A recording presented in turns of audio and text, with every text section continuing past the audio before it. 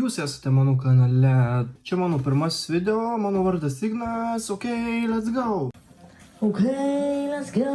Mano kanalas skirtas tiems, kas nori pažadinti savo vidinį suvalkietį. Žinau, kad pas visus toksai yra. Tryniai viską, tas klaidas, viską tiek, važiuoju vėtas, čekas iš karto užsidegi. Pas mane viskas prasidėjo nuo spintų gamybos į naujai atidaromą Mažeikių Kalėnų parduotuvės Septynios miglos, kuri yra jau 4. 7 miglų parduotuvė Lietuvoje. Tada savo pasakiau, kad kursiu YouTube kanalą ir parodysiu, kaip gaminu spintas ir baldus iš medžio ir kaip ten darau biznį.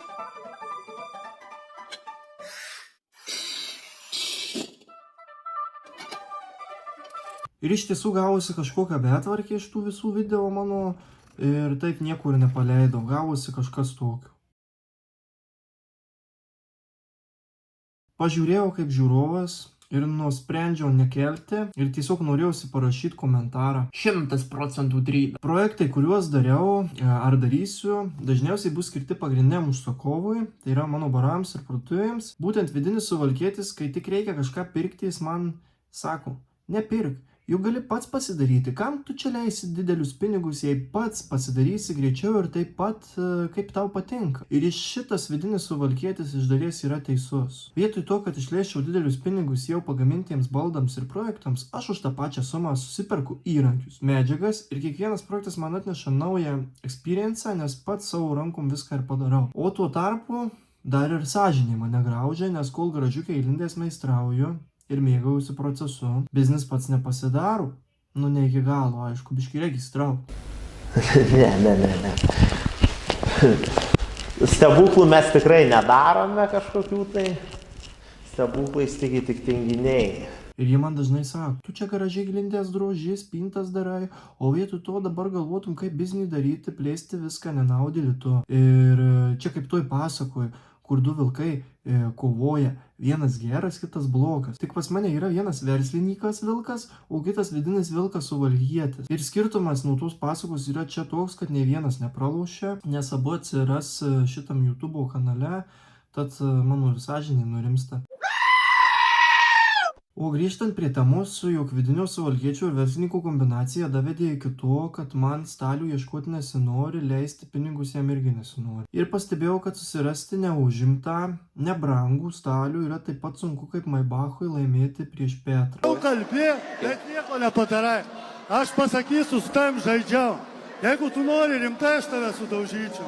Ir kaip Petras sakė, ai tai tu pats stalius, ane? Aš tai nestalius, gal labiau toks, kur biškį kažką garažiukį mėgsta prisikrapštyti, pasikrapštyti. Bet šitie krapštymaisi garažiukė priveda prie to, kad jau man bręsta grandioziniai projektai ir ketinu juos įgyvendinti, tuo pačiu parodyti šitam YouTube kanale. Ir po to, kaip koks Vaidotas Grincevičius statysiu alaus daryklą arba nebūtinai daryklą, kad galėčiau atsisėdęs atsigerti savo alaus iš savo daryklos.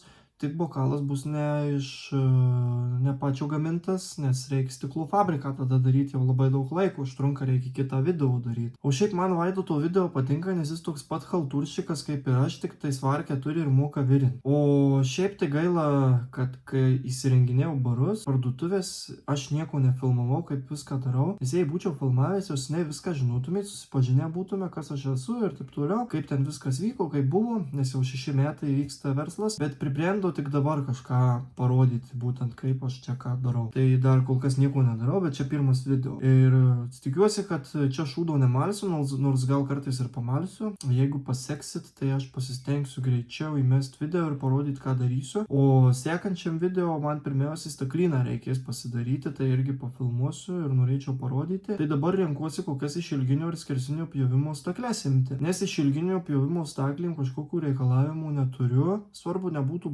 ir galima būtų kampą pjovimo reguliuoti, o skersinio pjovimo staklės taip pat turėtų būti su galimybė kampą reguliuoti tiek horizontaliai, tiek vertikaliai. Jei nesunku, komentarą brūkštelkite, į ką atkreipti dėmesį. Kai išsirinksiu, varysim staklynų patalpų įsirenginėti, ten pafilmuosiu, aišku. Ir aš tai jau labai nekantrauju pradėti tą savo naują mega projektą, kur jau čia noriu, kur dar niekam nesakau. Tai iki greitų.